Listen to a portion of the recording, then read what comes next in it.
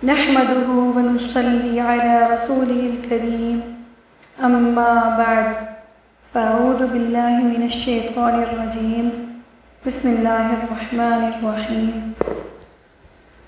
السلام علیکم ورحمۃ اللہ وبرکاتہ۔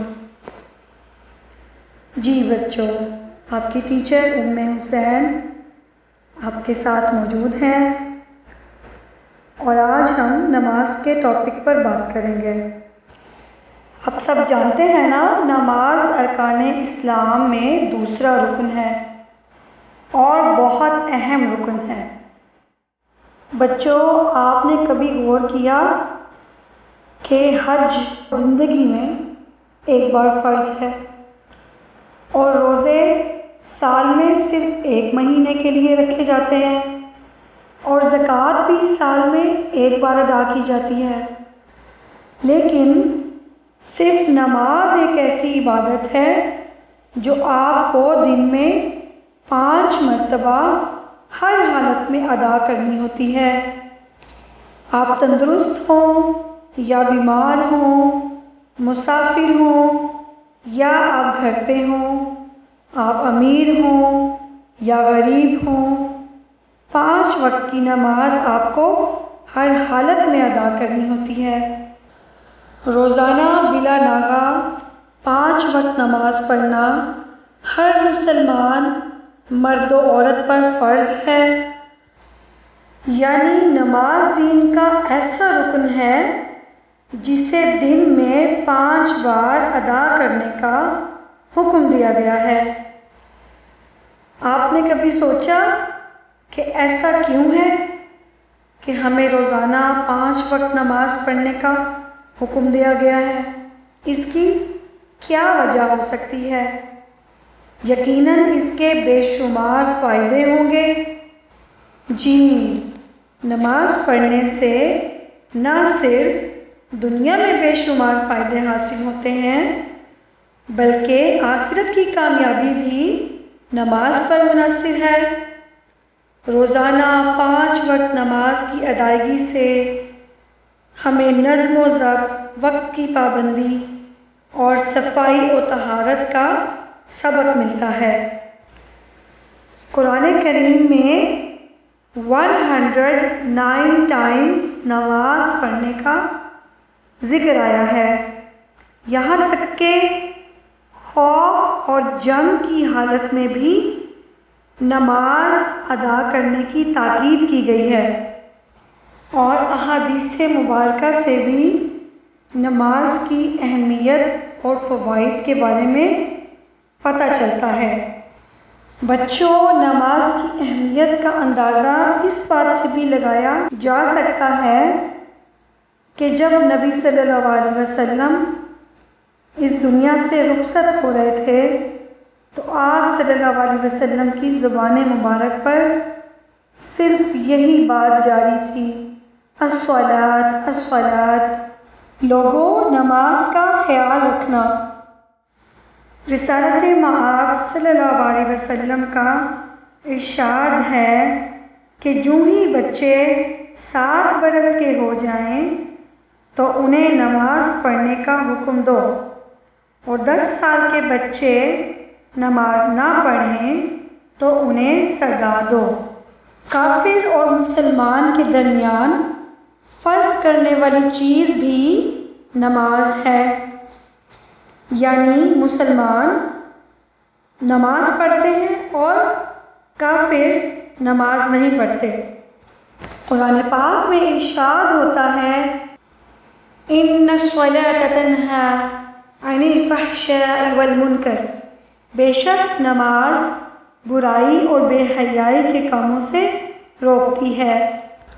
سیدنا ابو ہریرہ رضی اللہ تعالیٰ عنہ سے روایت ہے کہ اللہ کے نبی صلی اللہ علیہ وسلم نے فرمایا، 5 نمازیں ان گناہوں کو جو ان نمازوں کے درمیان ہوئے مٹا دیتی ہیں، اور اسی طرح ایک جمعہ دوسرے جمعے تک کے گناہوں کو مٹا دیتا ہے، جبکہ کبیرہ گناہوں سے اجتناب کیا ہو۔ جی بچوں، آپ نے یہ حدیث سنی؟ اس حدیث پہ غور کیا کہ جب ہم نماز ادا کرتے ہیں تو ہمارے گناہ مٹا دیے جاتے ہیں، یعنی فجر کی نماز سے لے کر ظہر تک اگر کوئی بھی گناہ، کوئی بھی غلطی آپ سے ہو جاتی ہے تو جب ہم ظہر کی نماز ادا کریں گے تو اللہ سبحانہ و تعالیٰ اپنی رحمت سے اور نماز کی برکت سے ہمارے وہ گناہ بخش دیں گے۔ اور اسی طرح اگر ظہر سے عصر کے درمیان کوئی غلطی ہو جاتی ہے تو جب ہم عصر کی نماز ادا کریں گے تو ہماری وہ ساری غلطیاں معاف کر دی جائیں گی۔ اسی طرح ہر نماز کے دوران جو وقفہ ہوگا اس میں اگر ہم سے کوئی بھی غلطی، کوئی بھی گناہ سرزد ہوگا تو انشاءاللہ العزیز اللہ سبحانہ و تعالیٰ اپنی رحمت اور نماز کی برکت سے اس کو معاف فرما دیں گے۔ جی بچوں، ہم یہاں پر یہ سوچتے ہیں کہ آخر ہم کون کون سے گناہ کرتے ہیں یا کون کون سی غلطیاں ہم سے جانے انجانے میں ہو جاتی ہیں۔ جی، آپ میں سے ہر بچہ اپنی اپنی غلطیاں سوچے کہ اس سے کون کون سی غلطیاں ہوتی ہیں۔ بہن بھائیوں سے جھگڑا کرنا، کبھی کسی بات پر جھوٹ بول دینا، کلاس فیلوز کو بلا وجہ تنگ کرنا، والدین یا ٹیچرز کی بات نہ سننا، بلا وجہ کسی بھی چیز کے لیے ضد کرنا، گیمز کھیل کر اور کارٹونز دیکھ کر وقت ضائع کرنا۔ جی، یہ سب آپ کرتے ہیں نا؟ جی، یہ ساری غلطیاں جانے انجانے میں آپ سب سے ہو جاتی ہیں نا؟ تو اگر آپ نماز پڑھیں گے اور اللہ سے دعا کریں گے کہ یا اللہ ہم یہ غلطیاں دوبارہ ریپیٹ نہیں کرنا چاہتے اور آپ ہماری نماز قبول کر لیں اور ہمیں گناہوں سے دور رکھیں، تو انشاءاللہ آپ کی ہر نماز آپ کے پچھلے کیے گئے گناہ یا غلطیوں کا کفارہ بن جائے گی، یعنی آپ کی نماز کی برکت سے آپ کی غلطیاں اور گناہ مٹا دیے جائیں گے۔ اگر ہم یہ چھوٹی چھوٹی غلطیاں کرتے رہیں اور اللہ سے معافی بھی نہ مانگیں اور پھر نماز بھی نہ پڑھیں تو پھر ان غلطیوں کا ایک پہاڑ بن جائے گا۔ سیدنا ابو ہریرہ رضی اللہ تعالیٰ عنہ سے روایت ہے کہ رسول اللہ صلی اللہ علیہ وسلم نے فرمایا، بے شک بندہ جب گناہ کرتا ہے تو اس کے دل پر ایک سیاہ نقطہ لگا دیا جاتا ہے، اگر وہ گناہ سے باز آ جاتا ہے، استغفار اور توبہ کر لیتا ہے تو اس کا دل صاف کر دیا جاتا ہے، یعنی وہ سیاہی دور کر دی جاتی ہے، اور اگر توبہ کی بجائے گناہ پر گناہ کیے جاتا ہے تو وہ سیاہی بڑھا دی جاتی ہے حتیٰ کہ اس کے پورے دل پر چھا جاتی ہے، یعنی گناہ بار بار کرنے سے اور توبہ اور استغفار نہ کرنے سے پورا کا پورا دل سیاہ ہو جاتا ہے۔ اور نماز گناہوں کو مٹانے کا بہترین ذریعہ ہے، اسی لیے بچوں اگر ہم سے کوئی بھی غلطی ہو جائے تو ہم نے فوراً نماز پڑھنی ہے اور اللہ سے توبہ کرنی ہے، اللہ سے معافی مانگنی ہے۔ ایک اور جگہ پر سیدنا ابو ہریرہ رضی اللہ تعالیٰ عنہ روایت کرتے ہیں کہ رسول اللہ صلی اللہ علیہ وسلم نے صحابہ کرام سے فرمایا، بھلا مجھے بتاؤ اگر تم میں سے کسی کے دروازے کے باہر نہر ہو اور وہ اس میں ہر روز 5 بار نہائے، کیا پھر بھی اس کے جسم پر میل باقی رہے گا؟ صحابہ رضی اللہ تعالیٰ عنہم نے کہا، نہیں، آپ صلی اللہ علیہ وسلم نے فرمایا یہی مثال پانچوں نمازوں کی ہے، اللہ تعالیٰ ان کے سبب گناہوں کو معاف کر دیتا ہے۔ جی بچوں، جب ہم ایک بار دن میں نہاتے ہیں تو ہم کتنے صاف ہو جاتے ہیں، ہم اپنے آپ کو فریش اور ہلکا پھلکا محسوس کرتے ہیں۔ اور اگر ہم 5 بار نہائیں تو پھر کیا ہوگا؟ پھر تو ہم ایکسٹرا آرڈنری کلین ہو جائیں گے، ایکسٹرا آرڈنری اپنے آپ کو ہم فریش محسوس کریں گے۔ اسی طرح اللہ کے نبی صلی اللہ علیہ وسلم نے مثال دے کر سمجھایا کہ اگر کوئی شخص دن میں 5 بار نہائے تو وہ کتنا صاف ستھرا ہو جائے گا۔ اسی طرح اگر کوئی دن میں 5 بار نماز ادا کرتا ہے تو اس کے گناہ بھی دھل جاتے ہیں، یعنی وہ گناہوں سے پاک صاف ہو جاتا ہے۔ جی بچوں، دیکھا آپ نے نماز پڑھنے کے بے شمار فائدے ہیں۔ جی بچوں، آپ کو سمجھ آیا کہ ہمیں نماز کیوں پڑھنی چاہیے؟ کیونکہ ایک تو یہ فرض ہے، اللہ نے حکم دیا ہے کہ نماز ہر حالت میں ادا کرنی ہے۔ دوسرا، نماز ہمیں برائی اور بے حیائی کے کاموں سے روکتی ہے۔ تیسرا یہ کہ نماز ادا کرنے سے ہمارے سارے گناہ دھل جاتے ہیں۔ اب ہم یہ سوچتے ہیں کہ کیا کوئی اور بھی فائدہ ہے یا کوئی اور وجہ بھی ہے کہ ہمیں نماز پڑھنی چاہیے۔